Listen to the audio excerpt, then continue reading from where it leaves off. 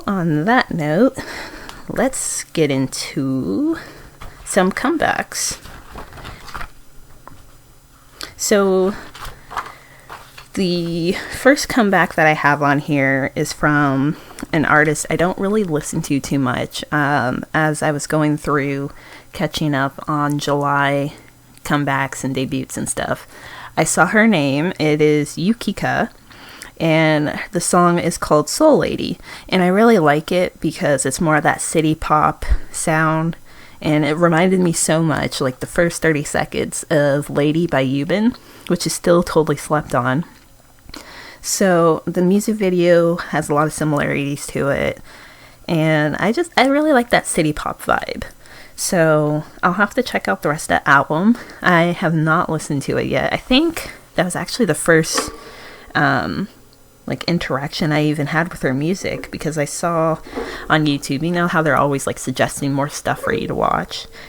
She had released a song back earlier in the year. I think it was maybe January or February, and I listened to a little bit of that. It was a different sound from Soul Lady, but I like her. I'll have to look more into her stuff. I might do a review, like a fashion review on Soul Lady. So yeah, let me know if you are interested in that. I might just do it anyway. So next up, I have Alexa on here. She released a song called Villain, and I think she first debuted last year, and I was like, yeah, I'll check her out, and then she had her come back, and I'm like, yeah, I'll check that out, and then she'd release something else. I'm like, yeah, I'll check that out, and like, it just became this pattern of me sleeping on her and just kind of pushing her back because somebody else was releasing something. So finally, with Villain, I checked that out. I really like it. It definitely slaps. So I'll have to go back and check out her other music. I feel like Villain was what CL was trying to do with Hello Bitches back in whenever that was released a few years ago. There's a lot of horns, and there's like a lot of English used in it, but yeah, I think that was kind of what it reminded me of in a way, whereas like, I'm a badass, here's some horns, a lot of choreography. And there was these parts within Villain music video where it had like this reflection. So she'd be there dancing on the floor, like on the regular level. And then like you look up and there's like a reflection with her and her choreographers, backup dancers, that's the term, dancing. So that was cool, like effect there. So yeah, I highly recommend that. XOSC. So this one's kind of old-ish comeback. The way that they've been releasing things for this has confused me, because I thought Telephone was the main track from this album, but it wasn't. So I knew that was called 1 Billion Views, but I guess that was like the album and the title track, because that happens a lot in K-pop. So I was confused though, because I saw Telephone first, and I was like, oh, well, this is very different from What a Life, which was good because I didn't like What a Life, but Telephone I didn't really like either. And then finally the YouTube algorithm kicked in and was like, oh, actually, here's 1 billion views, and I do really like that. And when it comes to Nothing, Chanyeol's solo song, which, why didn't anybody tell me that they released a full album for this thing? Because I guess I was just supposed to find that out on my own. But I'm not listening to it. But I was just surprised that they went ahead and released a full-length album like that. I guess somebody out there wants that. I could have done without Chanyeol Seulgi subunit. I feel like this would have worked better if maybe they had actually, I was going to say a vocalist, but like Baekhyun I don't think would have worked with this subunit. Schumann maybe would have been a better choice, but then that's kind of like CBX. And obviously with Chen, his style, I think he just does the R&B dance stuff with EXO because that's like the main paycheck. But ideally, I think he does suit ballads more. So I guess when it comes to who's not already enlisted or exiled to China, yeah, I guess we were just stuck with these two. Still mad at Dio for not giving us a solo album before he enlisted. What's that about? Yeah, so Nothing is a song. I like that Chanyeol was singing more on it. I always thought that Chanyeol had a nice singing voice. It just sucks that SM was so ingrained to the idea that, oh, you have a deep voice, so that means you should rap only mentality. So I think they're no, they're not. I started to say they're changing that with NCT, but Jeno, Jaemin, I mean, those are the main rappers of Dream. With Jisung, they kind of, I like when Jisung sings, but I think ideally they want him to be more of like a lead rapper for Dream, which is whack, but that's how SM wants to do things, I guess. So yeah, Nothing, a lot more English in that song than I was expecting. I believe, let me know if I'm making this up, that Chanyeol has also been learning English as well, and he's been practicing that more. So that's really cool. So yeah, that's I don't really have anything good to say musically about this song, other than that his voice sounds nice. I always appreciate, as an English speaking fan, when English is used a lot in a song. Not that I could take it or leave it. I kind of miss, though, EXO, well, it's more Seulgi, with his random English rap with his stuff, but good times. Where am I going with this? Oh, Chanyeol has a mullet now. That was something I wanted to talk about. It's okay. I'm not really a mullet fan. I guess, Taeyong had his moment, so Chanyeol was like, bro, I like that. I'm gonna try that out, and so we have that. It's not bad, it's just very short. I think if he had grown it out, maybe starting last year, or I don't know, they could have put extensions in his hair. It's whatever.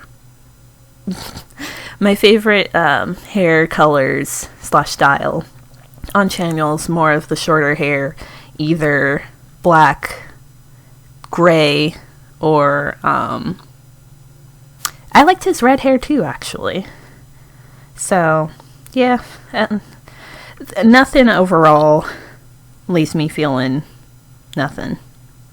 I liked On Me a little bit more, Seulgi's solo song. Vivi was in it, so I See a Dog, I like it. But yeah, his solo song reminds me very much of what Kai's solo's most likely going to be like, where it's like a lot of heavy dancing, very rap focused, shots of him looking good. And I think, if I'm remembering this correctly, Seulgi's hair was pink in On Me. Yes, that's what my notes say. Well, that's what the song's called. My notes do not have. As far as, yes, he had pink hair. I'm going based off of memory on that one. Let's see.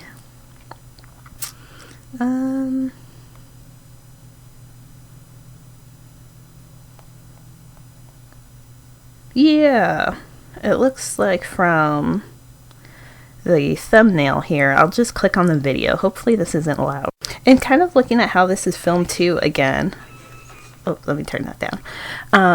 The way that oh yeah, his hair is pink. Okay. It reminds me of Baekhyun's Candy music video. I wonder if some of those are the same backup dancers. Would not surprise me. So, yeah, didn't really care for the solo songs, didn't really care for Telephone. I like how all the music videos were filmed and the scenery involved with that, but musically, yeah, I'm not really planning on checking out that album. If there's stuff on there that sounds more like 1 billion views, go ahead and recommend those to me, but I'm not going to spend the 45 minutes or however long this album is to dig through and find songs that I would re-listen to. So, let's see. Who else do we have on here? 2, they released a song called Count 1, 2, and I like that song. It reminded me a lot of On and Off, and kind of like Golden Child 2 in a way. I did not check to see if that's like a full mini album or whatever. I'd have to go back and check that out to see if they have some other gems hidden in there. Gfriend released Apple, and I'm obsessed with that music video and the styling. I think they've also gotten a few wins for Apple too, which is really good. The album itself is kind of like your typical Gfriend album over the past like 2 years, where it definitely has that Japanese anime intro vibe, but it's a more mature sound. More of a mature sound compared to like Glass Bead or Mikusa's 2. So, my favorite song off this album is Creme Brulee. I know I will go back and re-listen to that song a lot, but the rest of the album itself, it's not bad, but it's not something that I know I'm going to go back and re-listen to regularly. So next I want to talk about Lehigh's comeback under Aomg called Holo. And I'm happy she signed under Aomg for various reasons, but the number one reason is that I think she'll have more comebacks and be able to perform on music shows and things like that compared to being under YG, along with her being able to do more of the sound of music that she wants to do, which I think is more ballads. So I know a lot of that's the producers and just that style that YG really wants to keep on brand. But I think Lehigh enjoys doing ballads more than doing more of the R&B stuff, which is a shame because I love her R&B stuff. So Light is still one of my favorite albums, and there was a good mix of R&B on that and more slower mid-tempo songs and stuff. But Holo reminds me a lot of like Breathe, and those tracks like that, they really show off her vocals. And I think it's just, more authentic to her music style. Similar to what I was saying with Chen earlier. It's like, they can do this other stuff, but when it comes to what they want to make, it's going to sound more, sound different than what we're used to as far as their main source of work. So I think AOMG's a good fit. I don't expect her to release nothing but ballads and like slower paced songs like this. Because with AOMG, again, they are another hip-hop R&B company. So I think they're going to throw her on some features as well for different rap artists they have signed, along with probably giving her more R&B sounding stuff. So I'm looking forward to it either way. I'm so happy that she's found a new label that's going to promote her well and keep up the momentum. Because with YG, even though they're a big company, when it comes to promotion time and whenever someone does get a comeback, I mean, it's not uncommon for it to be like 2 years. And in the K-pop cycle, 2 years, I mean, that's like 6 or 7 years go by in Western music. So, I'm really looking forward to more music from her at a more like regular recurring basis. Was this just a single? Let me go back. Okay, yes, it was a single. So I liked it. I liked the way the music video was filmed. Yeah, that's all I really have to say on that. Which I guess, jumping from former YG back over to current YG / Black Label, Somi released her comeback, and I talked about it briefly with regards to Blackpink's upcoming song in August. So What You Waiting For is the song title, and I think she looks great. I love the styling in the music video. Song wise, I like it better than Birthday, but it's still not as good of a song to me. I think her best song is Out of My Head. So that was kind of more the sound that I was hoping for What You Waiting For. But I think because Somi's now been signed to an American company as well, I think they're trying to push her internationally. So they kind of gave her more of this upbeat, I would say like entry K-pop song. I'm trying to, I don't want to necessarily say generic, because it's not so much a generic K-pop song. It's more of like a K-pop for dummies, maybe. Like it's like very much an introduction song, I guess, to where you have a lot of English in it. We know Somi's an English speaker, so that's not unusual. But it doesn't really have, I guess, more Korean into it, where you have like groups like, so I'm trying to think, like, if I were to recommend some K-pop videos to people I know who don't really listen to K-pop, that'd be kind of safe, I guess. Like, I would play What You Waiting For them, because I feel like it's not as jarring. Because, like, if you jump straight to, I don't know, like maybe like a ATEEZ or Stray Kids or something that's more like in your face, that could be a bit of a shock to the system.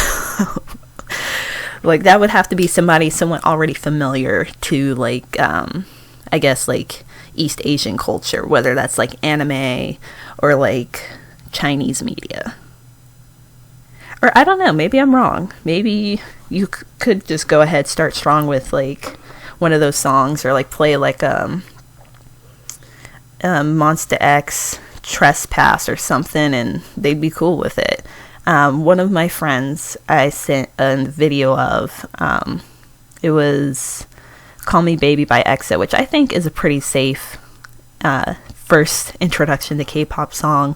She really liked the choreography and stuff. It wasn't her style, but I felt there's not really a lot of English within that, but it's definitely a tune and something. Yeah, I think if you're new to the whole K-pop thing, that's a good start to. That'd be like maybe lesson 3 for intro to K-pop. But yeah, going back to Miss Somi, I hope they squeeze in one more comeback this year. This was a solo song, or not solo, like a single. So we don't have, because you know how sometimes they have it to where it's like a single and then like another song or two, but it's not like a full mini album. So like with Birthday, for example, we had Birthday and Out of My Head. For What You Waiting For, we just had What You Waiting For. So I hope they squeeze in one more single. That might be pushing it, but I think, because people really like Somi, as far as the general public, when it comes to her being on like variety shows and stuff. So yeah, they want to promote her more as an artist. I think she should have more Korean singles out, and then whatever stuff they're going to do internationally. It will be interesting, because she is a part of Interscope now as well. And I think, if I remember correctly, that's part of like the Generation Now stuff. Oh, no, I guess not. but it is Interscope, and they're a major player within American / Western music, so I think she'll do fine. A lot of acts when it comes to them trying to promote like in the US and in more Western audiences, I think they kind of have a stigma or like a stereotype of what they think these people are going to sound like, and so and it's hard to figure out what is going to end up being popular. So yeah, I don't know. A lot of what's popular right now is more like the trap, whisper indie sound. So I can't really imagine Somi doing either. So it'll just be interesting to see how what branding they come up with her for in the US, because the whole Disney star stuff, I think that's kind of faded out. So I guess we'll just have to see. So let's see. Also on my comebacks list, I have Hwasa's LMM, which I meant to listen to this album that Maria's off of, because I like Maria.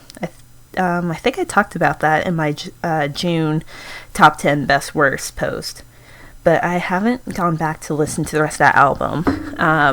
I think Hwasa's a great vocalist, so whatever she releases is going to like sound good, but again, this is a ballad, and I'm not a ballad chick, so I didn't really listen to it very long, but from what I heard, she sounded great, and that's definitely somebody's cup of tea, but not mine.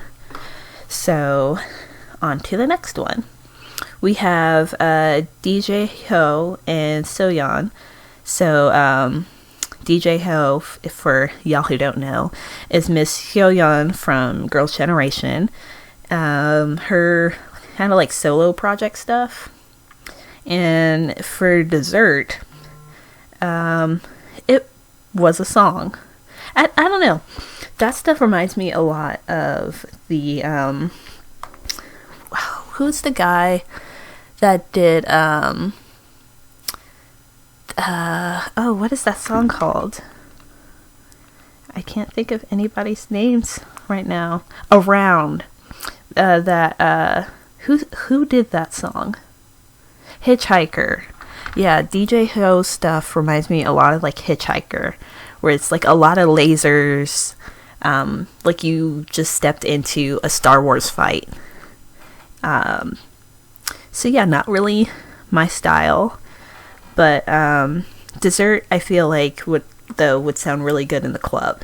Like listening to it on Spotify or YouTube doesn't really do it justice. I feel like definitely have a better experience with that song either out in like an outdoor concert or like in a club. But they look great. The choreography was good. And yeah, I haven't actually listened to much of Hyoyeon's other DJ stuff. I know she, Taeyong, and who else was on that song? They had a song that came out a few years ago that was really good.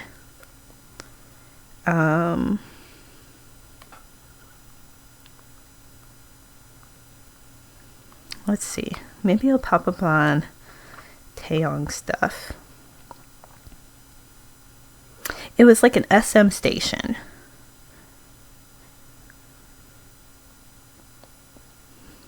Maybe that's when I need to type in SM station playlist.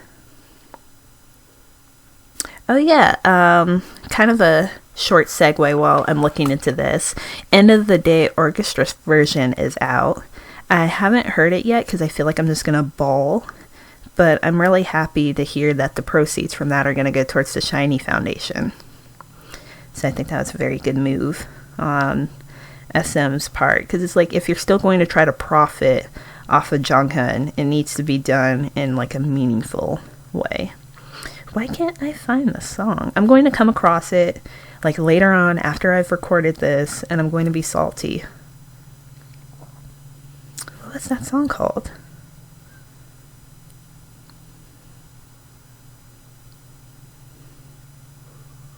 Or I guess worst case I could just link it once I do find it. But oh, well, maybe if I try typing in just Hyoyeon. Nope, that didn't pull up anything. Who else was on that song? Was it Taeyong? Was also on the song? Oh no, I think this one's it. With Hitchhiker, Sunny, Hyoyeon, and Taeyong. Wait, let me play this a little bit. Yeah, this is it.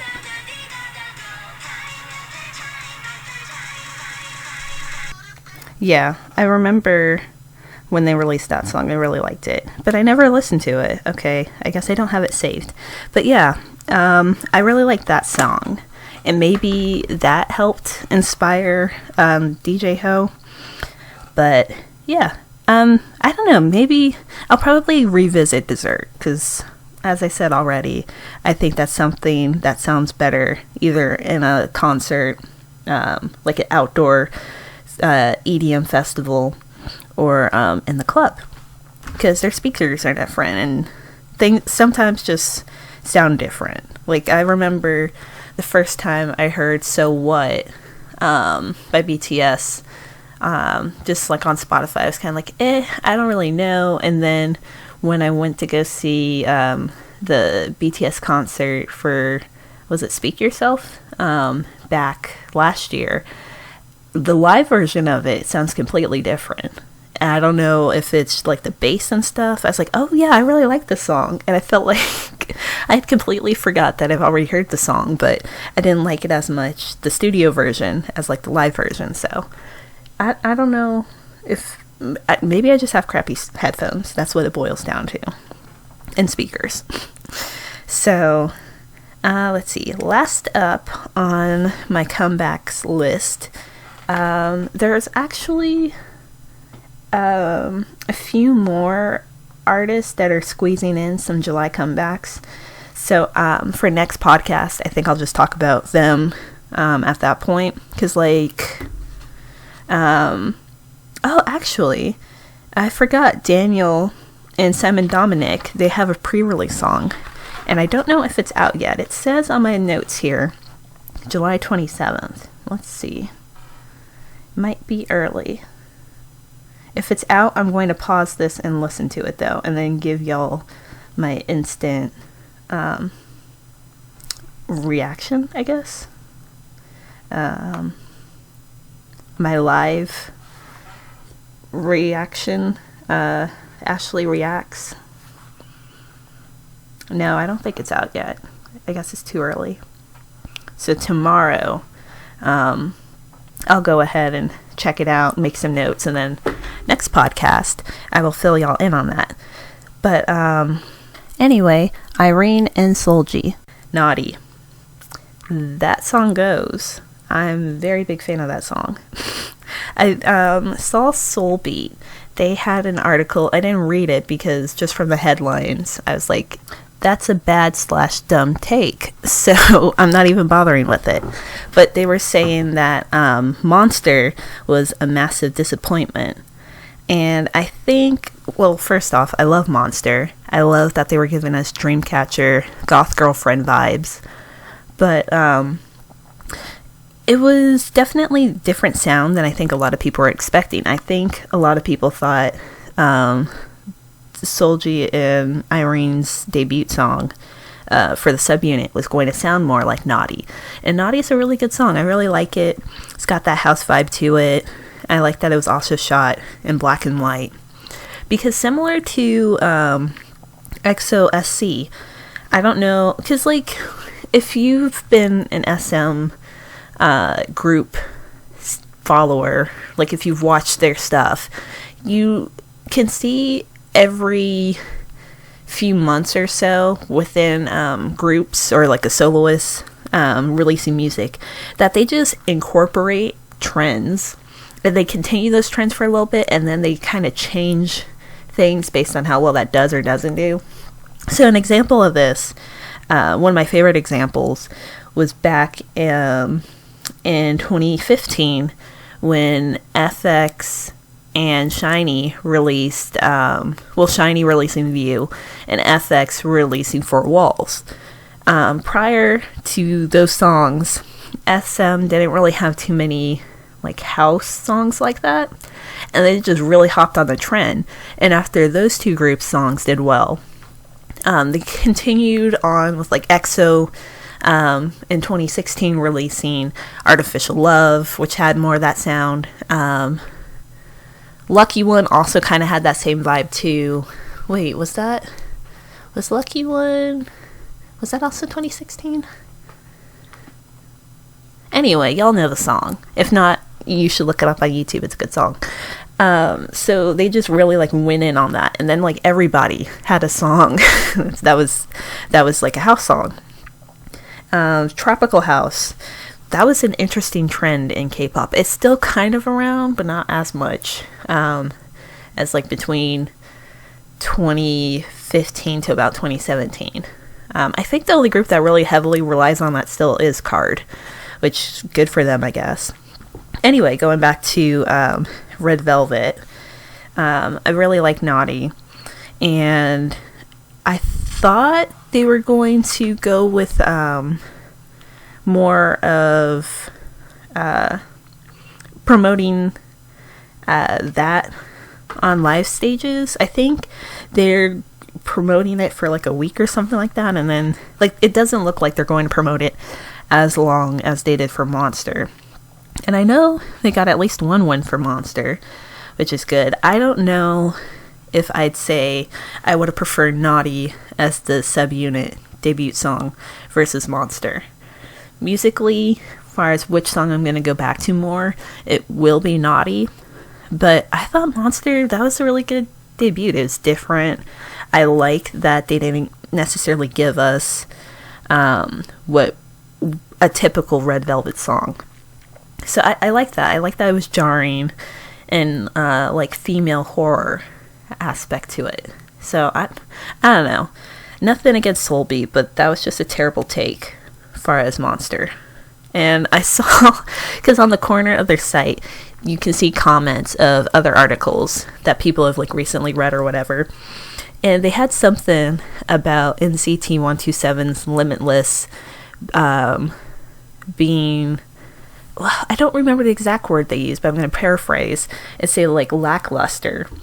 And it's like, I always, from like the first couple of seconds of Limitless, loved it.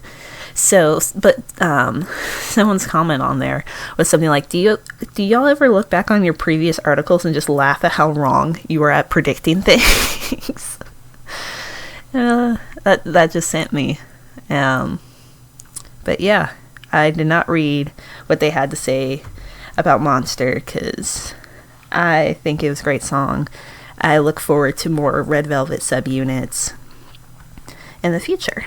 So let's get into upcoming teasers and announcements. I guess I kind of cheated a little bit earlier with revealing Blackpink stuff, but that's a headline and a teaser / announcement. Plus, it's a group I pay a lot of attention to, so I think it's valid placement. So, first on the list here of comebacks, I guess I should also pull up on online, but I'll start off with the ones that I have notes of right here because those caught my eyes first. So first of my list here, I started to say 1st of August, but I have some July ones tucked in here too. So we'll just go far as first in order that I have written down here. So Rocket Punch will be back with Blue Punch on August 4th. I believe that's a mini album. So looking forward to that. I'm not really much of a Rocket Punch fan, but I always love seeing girl groups release stuff regardless. So I'll check that out, see what that's like compared to their last release. Let's see. We have a Soyeon from Sistar. She is going to have a new song called Gotta Go, and I think that's actually coming out really soon, like that might already be out by the time y'all hear this. Wait a minute, let's see. She released a second performance teaser, so that's exciting. When's this coming out again? You know what? This is why I need the list, the August comeback list. I'm just gonna type that in. 2020 K-pop comebacks, and then watch her not even be listed on there because she actually is in July. I like using the K-pop profiles list, but sometimes they include people who aren't necessarily K-pop idols or artists, so it makes things confusing for people I don't know. Let's see.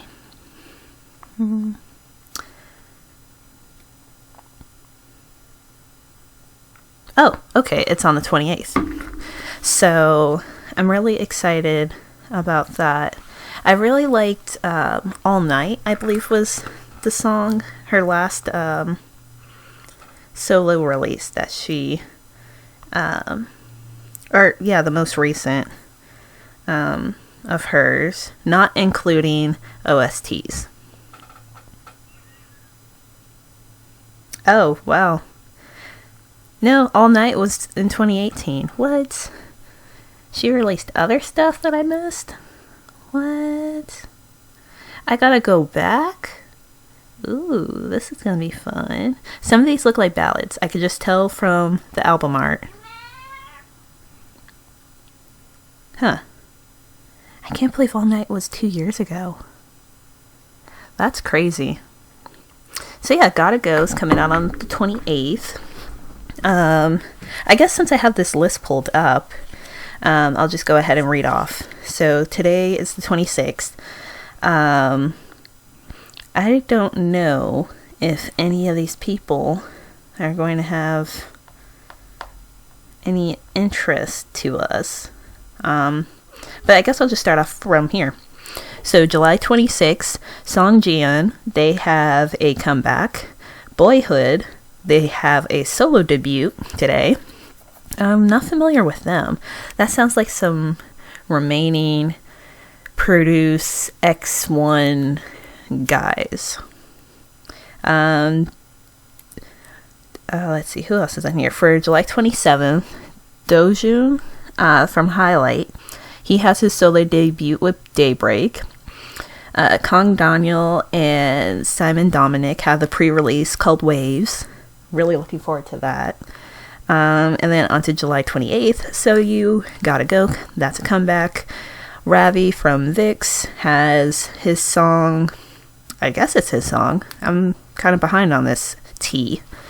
Paradise with Ha Sung-loon. That's going to be coming out. Someone named June has a comeback called Anywhere. And somebody named Junick has a song called Chuck. On the 29th, we have ATEEZ releasing Inception/Thanks with 2 X's. April will have their comeback. I believe this is supposed to be a summer release. I have that on my notes. I'm really looking forward to that. I loved their last comeback. July 30th, we have Eric Nam having a comeback. Jessie on the 30th also having a comeback. I don't have titles on this list. I'll have to look that up for y'all. Yeah. And then for the 31st, Mont has a comeback. Somebody or group called Kimbo have a comeback. And SIS or Sis Don't Wait is the comeback. So that's the wrap up for June. The August schedule that I have here from Kpop Official, it isn't complete, but starting with August 3rd, Kang Daniel's back with Magenta. That's the album name, and the title will be Who You Are. Saturday, they are coming back with No, I already messed this up. DBDB. Oof. That one was tough read. G-Idol, same day, have Dum Dee Dum Dee. One Team on August 4th have Yulei Kula. I don't know. They have a comeback. Rocket Punch on August 4th, we've talked about. The song from Blue Punch is called Juicy. And also on August 4th, Taemin is releasing 2 kids. On the 6th, we have Inoi with their song called Way, or W-A-Y. Treasure debut on August 7th, which I guess I'll check out. Victon Han Sungwoo, which I wrote down this quote from his interview that he took with, I don't remember actually. I saw the tweet from the Soul Story, and he was talking about his solo debut. And this quote I just thought was really funny. It's the English translation of it, and it says, "I will show a sexy feeling that many of you guys have been waiting for." So, kudos to him for knowing what the fans want. On August 21st, we have BTS releasing their single, digital single, an album, I guess. I don't know if anybody cares. I don't, but JY Park is going to have an August comeback. And the rest of these that are on this list don't have an exact date. So we have Cherry Bullet on here, we have On and Off, we have a group called, I think this is a group, Lunar Solar, and they will have a debut. That might be a person, I don't know. But I like stuff that involves the moon and planets, cosmic stuff, so looking forward to that. Is there anyone else on here I missed? I'm also really looking forward to One Team. I like them too. I casually listen to them.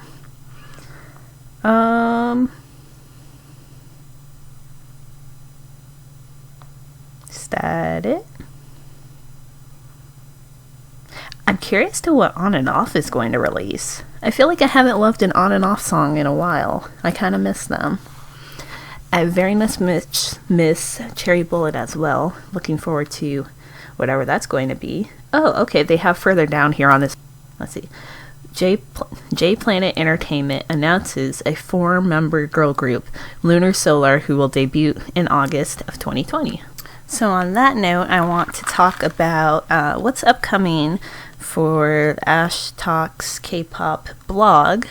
I don't have any exact blog post lined up. I have a list of things that I was planning on getting to in July that just didn't end up happening. So I might go through those and see what I want to post in August. I definitely plan on doing more of these podcasts. Maybe not as long, depending on what's going on in the week. I think I like doing more of the music reviews, though, recorded versus just having them written down and expecting y'all to read. So I was thinking about doing a July best and worst comebacks, debuts, or whatever, but I might just record something like that. Record a podcast and just make a blog post, upload to YouTube, all that stuff, in a little bit more detail. For the people I didn't really go into in depth on, like I have Don Kiz on here, one of those members. They had like a solo or something that I watched. G-Idol, I'm the Trend, Great Guys Run, Jong Sewon.